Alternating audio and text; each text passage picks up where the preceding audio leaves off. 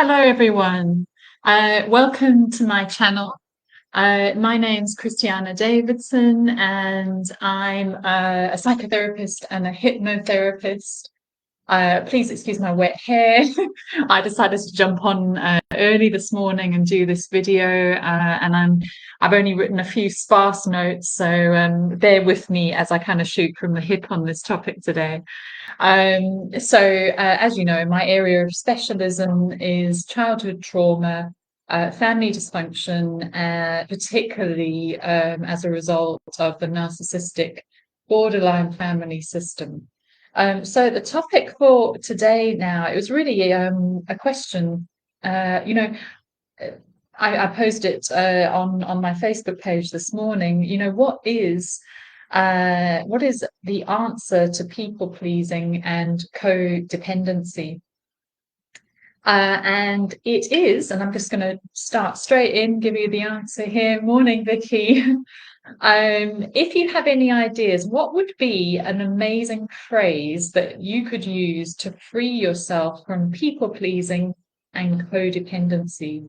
If you have any thoughts on that, what would be a really powerful affirmation for people who are find themselves, constantly trying to base what they do on the reactions of others, or they're trying to tune in all the time to how others are reacting to them in order to know their own worth. So if you have any thoughts, please put them in the chat. Otherwise, this is my thought on this. And I'd like to suggest that the answer to codependency, to tiptoeing around others, to holding back from sharing your own opinion, for fear of being abandoned, for trying to rescue all the other symptoms of codependency, I would say the phrase is, I am the most important person in my world.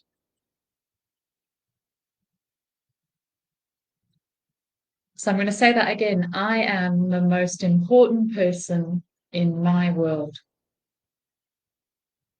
Such a simple phrase, but oh, so powerful. And it's powerful because it brings the power back to you.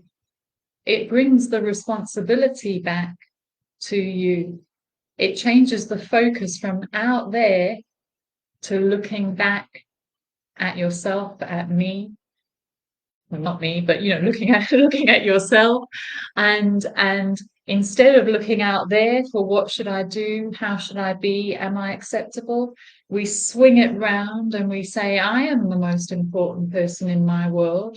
And if that's the case, then how am I going to act? How am I going to treat myself if that is my belief about myself, if that's what I choose to believe? Now, sometimes, it's not that we can feel this automatically. It's not always a feeling.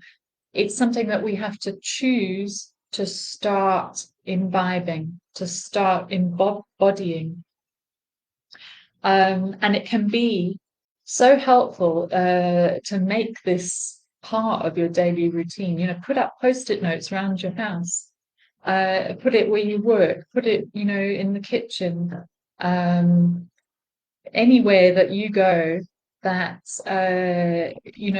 will help you to be reminded that you are the most important person in your world and you come before pleasing others.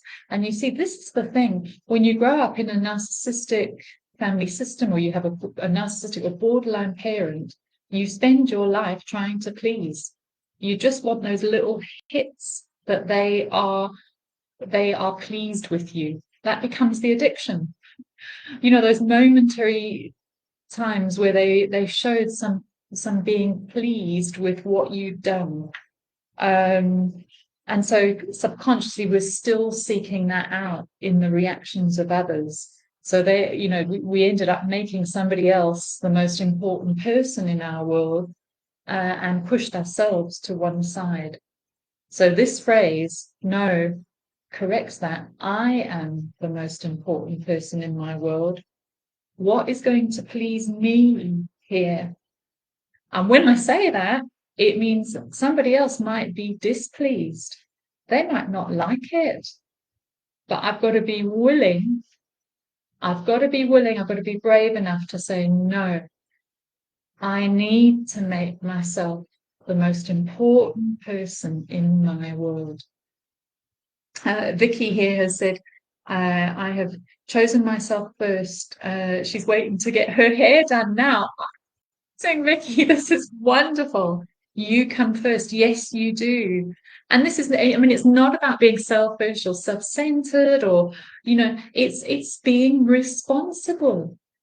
Because part of what we learned in childhood was to let go of responsibility for ourselves and to make responsibility for somebody else's feelings our guide.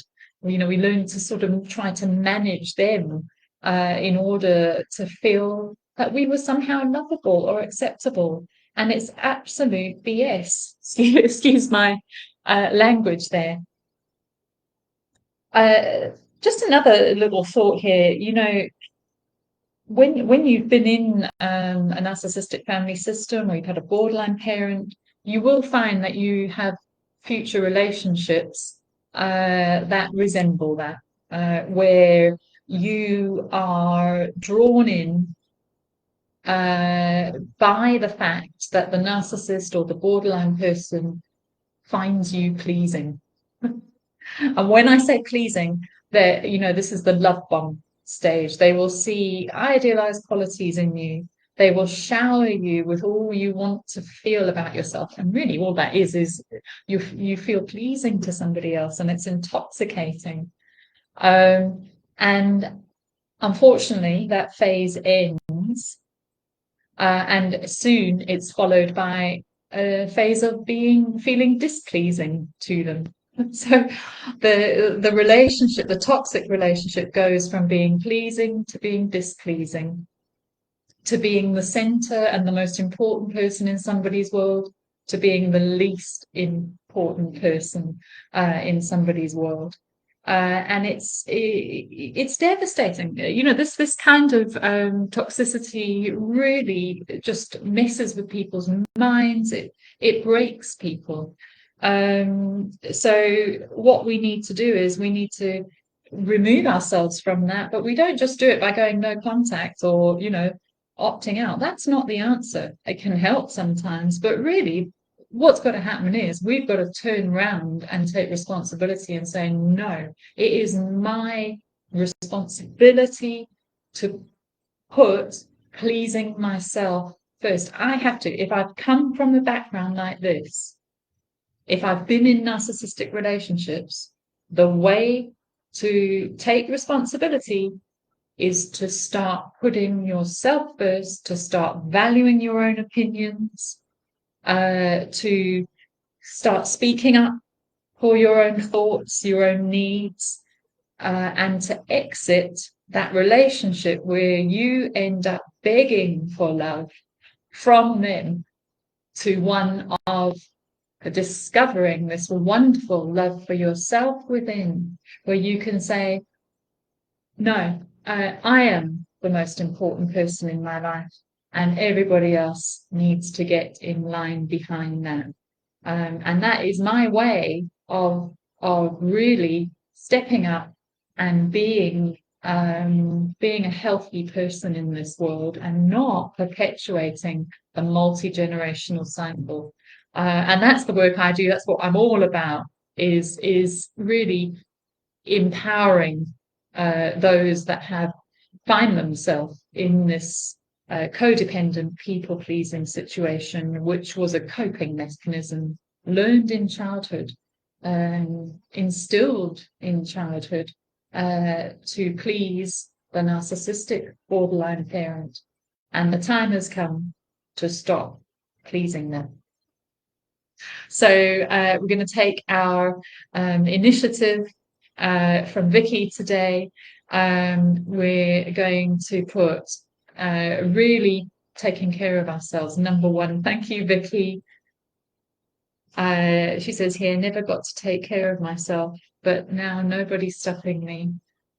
she'll be back with pictures. Wonderful. Thank you, Vicky. Please do. We'd love to see. And thank you so much for sharing and commenting today. Have a wonderful day, everybody, and thank you all again for watching, subscribing, and sharing. It's my great pleasure to do these videos, and thank you all. Take care. Bye now.